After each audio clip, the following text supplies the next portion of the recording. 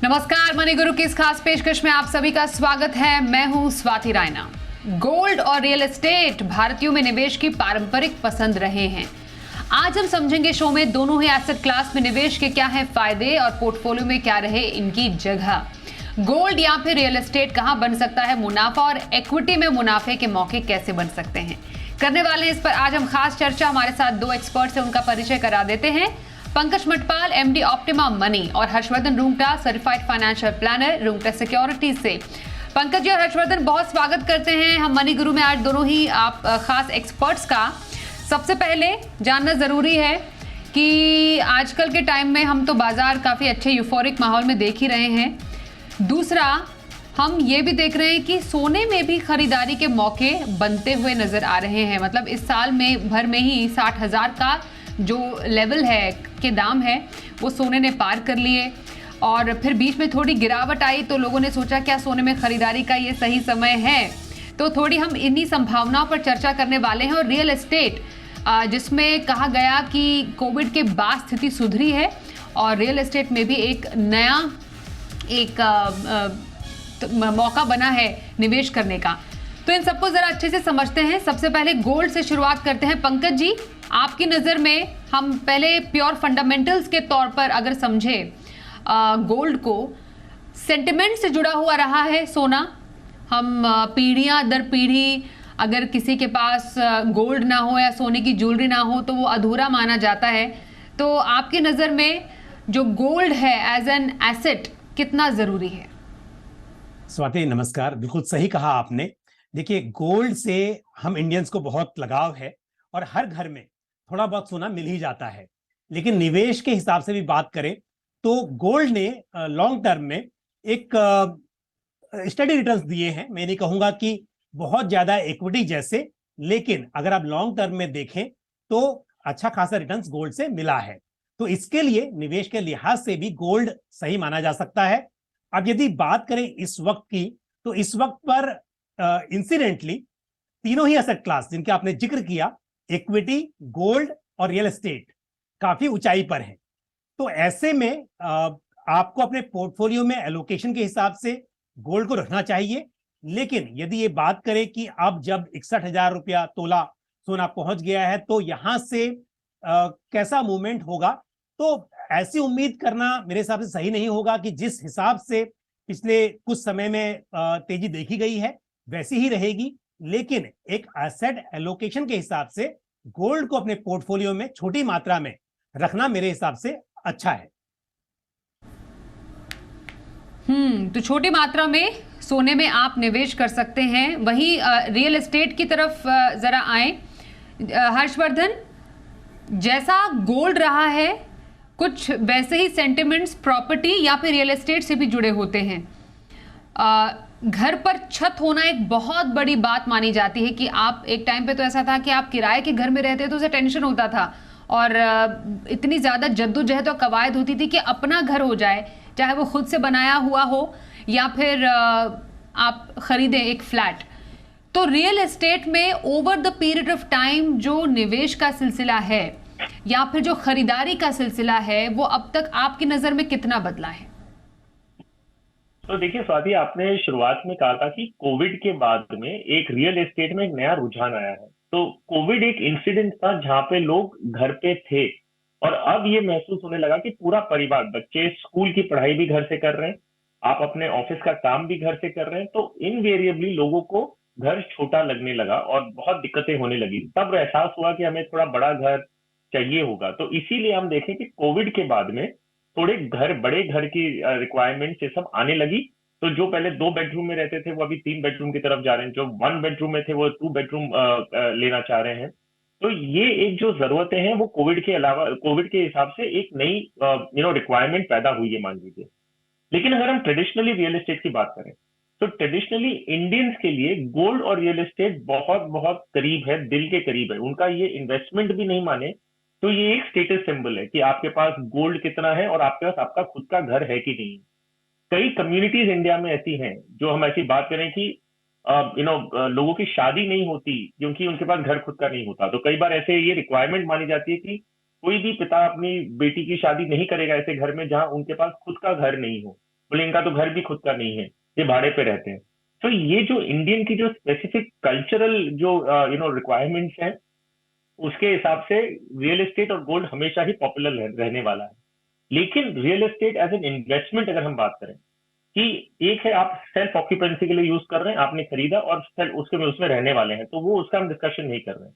अगर हम investment point of view से बात कर रहे हैं, मेरे हिसाब से अब जो टिकट साइज हो गई है, कि पहले तो प्रॉपर्टीज मान लीजिए कि आपको कोई ऐसी पॉकेट्स है जहां पे आपको सस्ती ticket size, smaller ticket size में मिल जाती थी, लेकिन आज की तारीख में जो रियल एस्टेट के भाव हैं वो मोर और लेस एक HNI प्रोडक्ट बन गया है। क्योंकि एक तो टिकट साइज बहुत बड़ी है, दूसरा अगर आप लोन में लेने जाएंगे, लोन से लेने जाएंगे, तो जो डाउन पेमेंट आपको 20% या 10% आपको खुद का करना है, उसके ऊपर जो EMI कमिटमेंट आपकी हो जाती है, वो EMI कमिटमेंट लगभग आपकी करीबन 50% आपकी टेक होम इनकम के बराबर हो गई।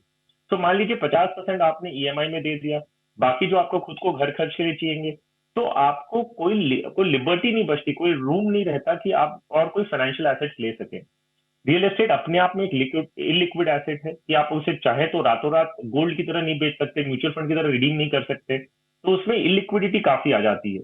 तीसरी, जब आप अगर गोल्ड आपको रियल एस्टेट को ओन करते हैं, तो जब तक आप उसको ओन कर रहे हैं तब तक आपको उसका मेंटेनेंस करना है, आपको प्रॉपर्टी टैक्सेस वगैरह भरने हैं, तो काफी खर्च है उसको सिर्फ मैनेज करने के लिए, उसको रखने के लिए अपने पास। तो ये सारी चीजों को अगर हम ध्यान में रखें, तो real estate as an investment yes India में बहुत पॉपुलर है, लेकिन क्या आगे जाते हुए ऐसे होने वाला है? मुझे नहीं लगता, क्योंकि एक ये ट्रेंड भी बदलते जा रहा है कि लोग रेंट पे रहने के लिए बहुत एक्सेप्टेबल हैं। बिल्कुल। On that note, in fact Harshvardhan, बड़े शहरों में जो ट्रेंड उभर कर ये आ रहा है कि आप मानिए आपका जो अपना घर है वो दफ्तर से काफी दूर है, तो नई जो पीढ़ी है वो सोचती है कि ट्रैवलिंग में इतना टाइम क्यों वेस्ट किया जाए, दफ्तर के करीबी घर ले लिया जाए। यहाँ पर कई लोग ऐसा करते हैं कि अपना घर रेंट पर लगाकर खुद भी रेंट पर रहते हैं। तो ऐसे बहुत सारे ट्रेंड्स उभर कर आ रहे हैं डेफिनेटली, और नई पीढ़ी में ऐसी फ्लेक्सिबिलिटी है सोच में, जो कि शायद हमसे जो पुराने थे, हमारे पेरेंट्स या उनके पेरेंट्स, उनके मन में था कि कहीं पर भी हो लेकिन अपना घर होना ज़रूरी है। पर इन्वेस्टमेंट किसको कहेंगे? वो घर नहीं जिसमें आप रहते हैं, वो घर जिससे आपको कुछ रिटर्न मिल रहा हो, ये समझना बेहद ज़रूरी है। एक एक पहलू पर बात करने की शुरुआत करते हैं इसमें। पंकज जी, लिक्विडिटी का जिक्र यहाँ पर हर्षवर्धन ने किया है। रियल एस्टेट या फिर गोल्ड, तो किसी एक व्यक्ति जो कि रियल एस्टेट में पैसा लगाना चाहते हैं या गोल्ड में पैसा लगाना चाहते हैं, लिक्विडिटी एक बहुत इंपॉर्टेंट फैक्टर होता है। तो इस लिहाज से दोनों ही जो एसेट क्लास है कहाँ पर स्टैंड करते हैं? बिल्कुल, देखिए रियल एस्टेट को लेकर हर्ष ने काफी कुछ बताया अभी, और मैं एक बात कहूंगा कि रियल एस्टेट में लिक्विडिटी अच्छी नहीं है। आप जिस वक्त खरीदते हैं उस वक्त आपको सेलर हमेशा कहेगा कि आप आसानी से बेच सकते हैं, लेकिन होता है कि डिमांड होने के बाद भी नए घर की डिमांड होती है। पुराने घर को सेल करना थोड़ा डिफिकल्ट हो जाता है, क्योंकि समय के साथ डिजाइन बदल जाते हैं और लोग ये सोचते हैं कि अगर मुझे बड़ा पैसा लगाना है तो थोड़ा सा और सही, लेकिन एमिनिटीज के साथ में मैं अपना घर लूं। ऐसे ही प्लॉट में आप देखेंगे तो वहां पर भी लिक्विडिटी का अभाव रहता है, भले ही आप एप्रिसिएशन की बात करें। लेकिन यदि हम बात करें गोल्ड की, तो गोल्ड में ऐसा नहीं है। आप चाहे फिजिकल गोल्ड ले रहे हो, मतलब वो बात अलग है कि हम कंपेयर करेंगे कि फिजिकल गोल्ड वर्सेज ETF या गोल्ड म्यूचुअल फंड या सॉवरेन गोल्ड बॉन्ड्स, क्योंकि बहुत सारे विकल्प हैं। लेकिन यदि हम बात करें लिक्विडिटी की, तो वो यहां पर चिंता नहीं है। फिजिकल गोल्ड भी आप बेच सकते हैं, आप ज्वेलर को वापस कर सकते हैं। साथ ही सॉवरेन गोल्ड बॉन्ड्स हो या फिर गोल्ड म्यूचुअल फंड्स, उनको रिडीम किया जा सकता है, म्यूचुअल फंड रिडीम किए जा सकते हैं, SGB ट्रेड किए जा सकते हैं, गोल्ड ETF ट्रेड किए जा सकते हैं। तो यानी कि सोने में आपको लिक्विडिटी की चिंता नहीं करनी है। और दूसरी बात यह भी है कि अगर आपने गोल्ड म्यूचुअल फंड में इन्वेस्ट किया हुआ है तो पूरा पैसा नहीं, आपको जितनी जरूरत है आप उतना निकाल लीजिए। लेकिन रियल एस्टेट की बात करें तो ये मुश्किल है। एक घर लिया है तो पूरा घर आपको बेचना पड़ेगा, आप आधा नहीं बेच सकते। तो लिक्विडिटी के हिसाब से तो खैर गोल्ड काफी बेहतर है रियल एस्टेट के मुकाबले। बिल्कुल सर, बिल्कुल सही आपने कहा। ये लिक्विडिटी की हमने चर्चा की है। अब जो दूसरा पैरामीटर होता है जिस पर कोई एक जो निवेशक हैं या व्यक्ति सोचना और जांचना परखना चाहते हैं, वो है टैक्सेशन एंगल। तो हर्षवर्धन, रियल एस्टेट और गोल्ड दोनों में टैक्स के अपने अपने नियम क्या कहते हैं? तो वेल देखिए, अब रियल एस्टेट में अगर हम बात करें तो 2 साल तक आप अगर होल्ड करते हैं अपने रियल एस्टेट को, तो 2 साल के अंदर अगर आपने बेचा है तो आपको शॉर्ट टर्म कैपिटल गेन्स है, और 2 साल के बाद आप जब बेचते हैं तो लॉन्ग टर्म कैपिटल गेन्स माना जाता है। और वो ऑब्वियसली उसको टैक्स बचाने के लिए आपके पास अलग अलग विकल्प हैं, तो वो एक अलग ऑप्शन है।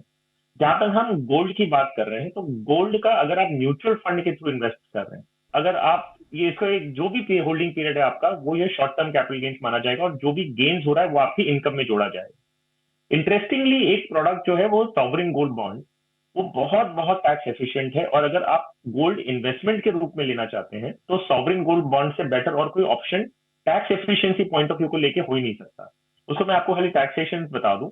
एक है ऑफ कोर्स कि अगर ये 8 साल के बॉन्ड होते हैं तो आपने आज इन्वेस्ट किया, और जब मेच्योरिटी है, जो 8 साल बाद मेच्योर होते हैं, वो जब आप मेच्योरिटी प्रोसीड आपको आता है, जो भी गेन्स हो रहा है आपको वो पूरा टैक्स फ्री है, उस पर कोई भी आपको टैक्स नहीं भरना है, as compare to other option जहां पे हम बोल रहे हैं कि आपको या तो म्यूचुअल फंड के रूप में आप होल्ड कर रहे हैं तो शॉर्ट टर्म कैपिटल गेन्स है, और अगर आप उसे फिजिकल गोल्ड के रूप में होल्ड कर रहे हैं तो वो वहां पे 20% लॉन्ग टर्म कैपिटल गेन्स 8 साल का अगर आप होल्ड कर रहे हैं तो।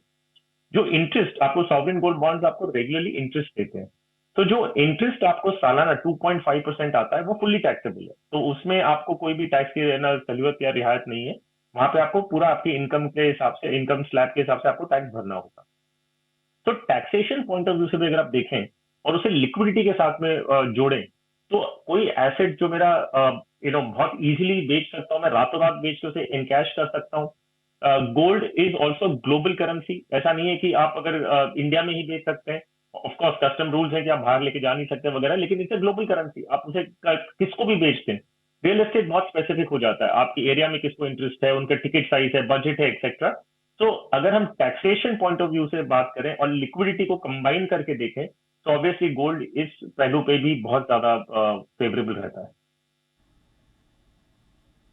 बिल्कुल। तो गोल्ड की अपनी अलग स्पेशलिटी है, अपनी खासियत है, और रियल एस्टेट प्रॉपर्टी खरीदने के अपने अलग रिस्क और रिटर्न है, और रिटर्न की क्योंकि यहाँ पर जिक्र हुआ है, तो पंकज जी अगर हम अलग अलग एसेट क्लास और रिटर्न को देखते हैं, अभी हम दिखाएंगे भी दर्शकों को कि गोल्ड हो गया, रियल एस्टेट है, इक्विटी है, डेट है। इक्विटी में हमने निफ्टी 50 को लिया है, उसमें लॉन्गर टर्म के रिटर्न्स, मतलब लंबी अवधि में कौन से एसेट क्लास ने रिटर्न बनाकर दिया है पिछले 10 साल, 15 साल या 20 साल में।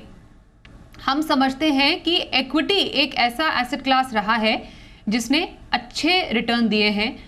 उसके बाद हमने गोल्ड में एक अच्छा रिटर्न बनते हुए देखा है। तो रिटर्न के लिहाज से अगर हम फिलहाल अभी सिर्फ रियल एस्टेट और गोल्ड की बात करें, इक्विटी की चर्चा थोड़ी देर में करेंगे, तो यहाँ पर क्या एक्सपेक्टेशन रखनी चाहिए अब आने वाले टाइम में? देखिए, अब यहां से अगर हम आगे की उम्मीद करें, पहली बात तो समझना जरूरी है कि गोल्ड में आप 10% के आसपास का रिटर्न एक्सपेक्ट कर सकते हैं, लेकिन यदि हम बात करें रियल एस्टेट की, तो यहां पर ये कहना बहुत मुश्किल है कि रिटर्न्स कैसे मिलेंगे, क्योंकि पहली बात, आप किस तरह की प्रॉपर्टी बाय कर रहे हैं। आप प्लॉट ऑफ लैंड ले रहे हैं, या आप एक फ्लैट ले रहे हैं, या खुद का बना हुआ एक घर ले रहे हैं, तो इस बात पर भी काफी निर्भर करता है कि रिटर्न्स कैसे होंगे।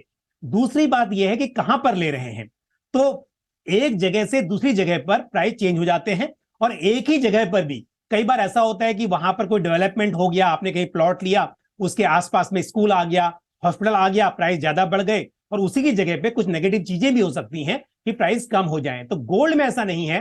गोल्ड में returns across the country almost, थोड़ा बहुत फर्क होता है स्टेट वाइज, सिटी वाइज, लेकिन बहुत ज्यादा फर्क नहीं होता है। लेकिन रियल एस्टेट में एक ही शहर में भी एक कोने से दूसरे कोने में आपको बहुत ज्यादा डिफरेंस देखने को मिलेगा।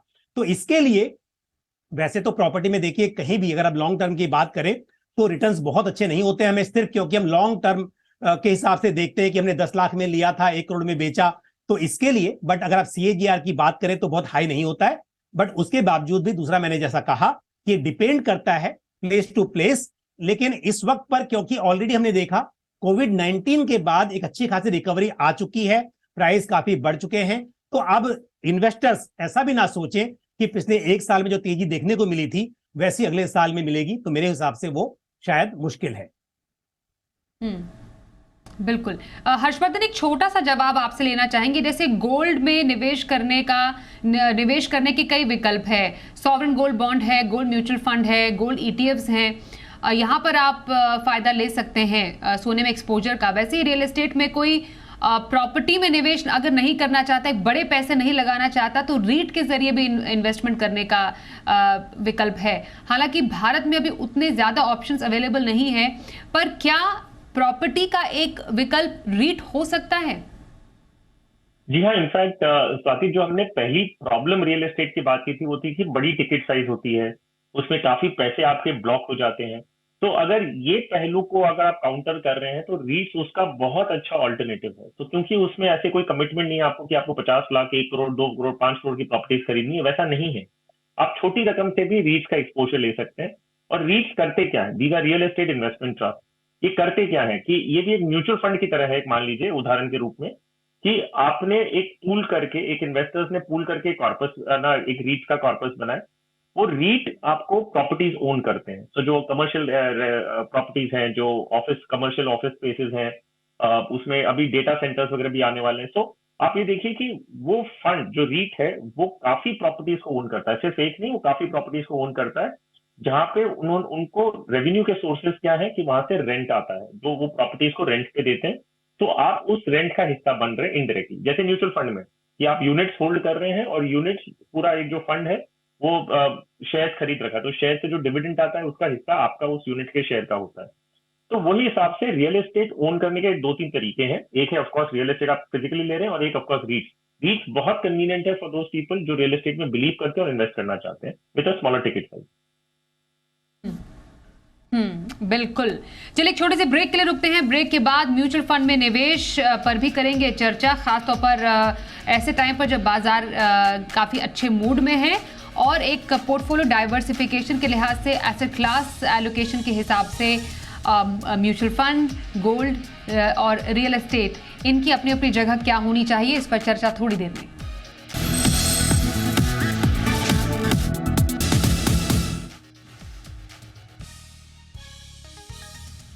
तो पोर्टफोलियो डाइवर्सिफिकेशन के लिहाज से आपके निवेश में, एसेट क्लास में, म्यूचुअल फंड, उसके अलावा रियल एस्टेट, गोल्ड, इनके अपने अपनी क्या जगह होनी चाहिए। जैसा कुछ समय पहले पंकज जी हम बता रहे थे कि रिटर्न के लिहाज से लंबी अवधि में इक्विटी एक ऐसा एसेट क्लास रहा है जिसने अच्छे रिटर्न दिए हैं बाकी एसेट क्लासेस के मुकाबले, आउट परफॉर्म किया है बाकी एसेट क्लासेस को। तो ऐसे में लॉन्ग टर्म के लिए एसेट क्लासेस में आपकी नजर में नंबर 1 पे क्या? बिल्कुल स्वाति, मेरी नजर में इक्विटी है जो लॉन्ग टर्म में वेल्थ क्रिएशन में मदद कर सकता है।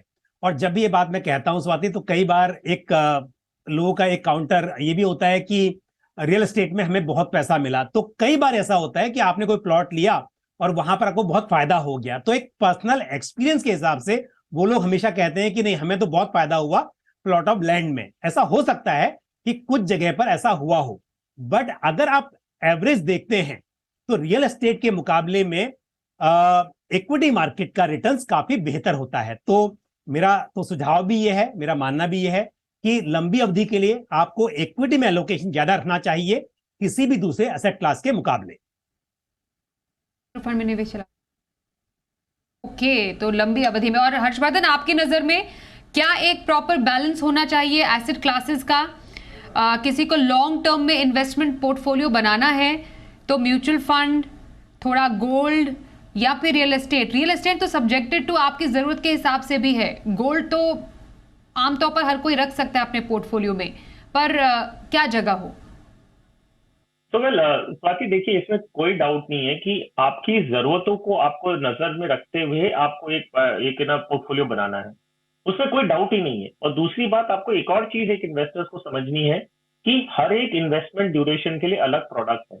एक उदाहरण के रूप में आपको बताता हूँ कि अगर एक इंसान को 100 मीटर तक जाना है, कहीं यहाँ से मान लीजिए 100 मीटर या 1 किलोमीटर तक ट्रैवल करना है, तो वो शायद एक साइकिल लेगा, एक गाड़ी लेगा या चल के जाएगा।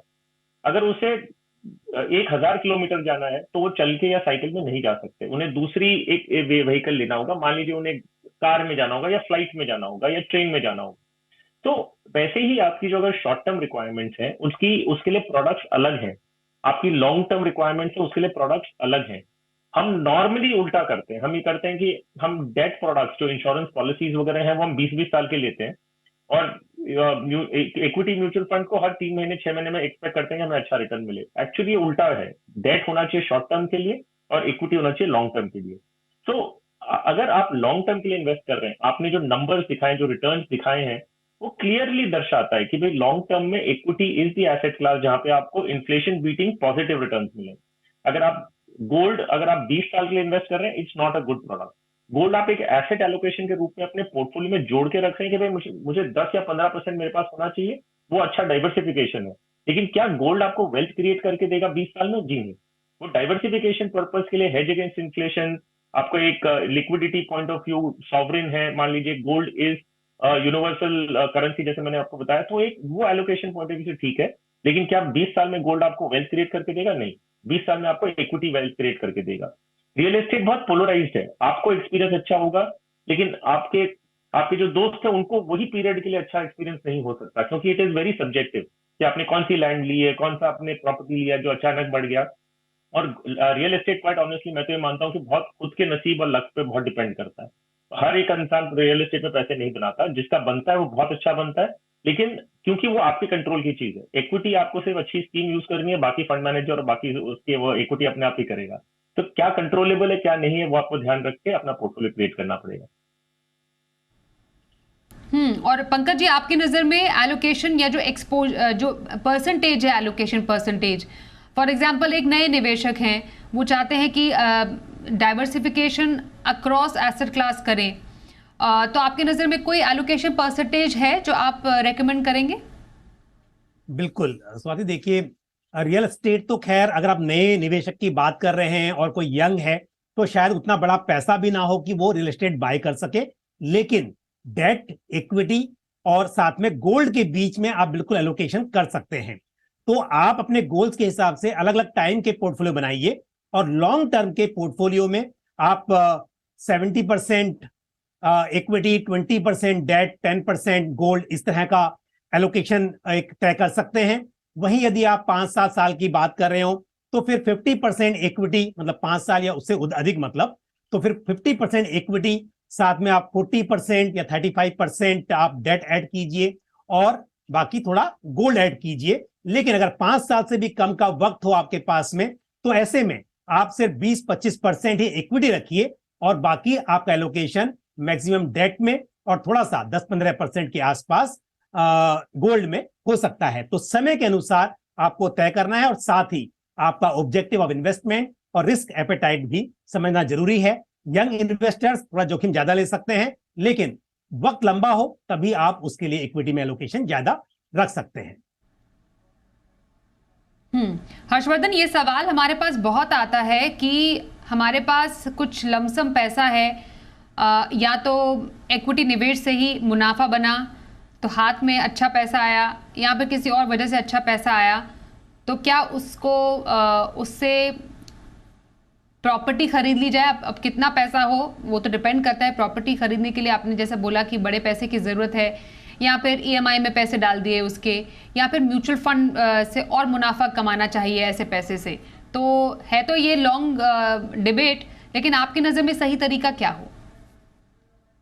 पहली बात तो स्वाति ये जानना जरूरी है कि अगर किसी को प्रॉफिट हुआ है तो कई बार वो उसे बहुत कैजुअली ट्रीट करते हैं। तो ये समझना है कि प्रॉफिट भी आपका ही पैसा है, ये फ्री में नहीं आया हुआ है। आपने कोई कारण से रिस्क लिया था, कैपिटल इन्वेस्ट किया था, उस पर आपको गेन्स हुआ है। तो कई बार मैंने इन्वेस्टर्स से देखा है कि जो प्रॉफिट होती है, और अगर विंडफॉल प्रॉफिट हो गई तो बहुत कैजुअली ले लेते हैं, उन्हें लगता है कि ये तो फ्री का पैसा है। जी नहीं, फ्री का नहीं, आपकी मेहनत का पैसा है। आपने इन्वेस्ट किया, आपने दिमाग लगाया, आपने उससे कमाई की है, तो उतना ही इंपॉर्टेंट है जितना आपका कैपिटल है।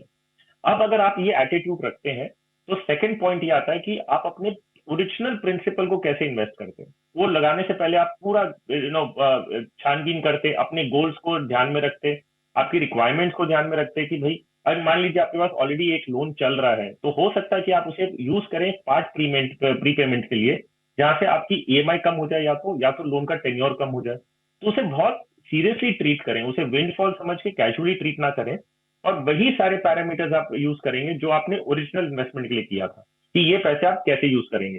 ये आपके मुनाफे पे भी डिपेंड के लिए लागू है, और ये अगर कोई अप्रेजल बोनस भी आया आपको या परफॉर्मेंस लिंक बोनस आया है, उसके लिए भी आप उतना ही सीरियसली उसे ट्रीट करेंगे जैसे आपने ओरिजिनल कैपिटल को किया था। तो फंडामेंटल रूल्स चेंज नहीं होते, भले ये प्रॉफिट हो या कुछ भी हो। ओके, तो ये हमने चर्चा की आज एसेट क्लासेस में निवेश की, खासतौर पर गोल्ड, रियल एस्टेट में निवेश के पीछे आपको किन बातों का ध्यान रखना चाहिए। इस पर चर्चा करने के लिए पंकज जी और हर्षवर्धन, आप दोनों का बहुत धन्यवाद करेंगे इस कार्यक्रम में शामिल होने के लिए। एक ब्रेक के लिए रुकते हैं, बने रहिए हमारे साथ और देखते रहिए जी बिजनेस।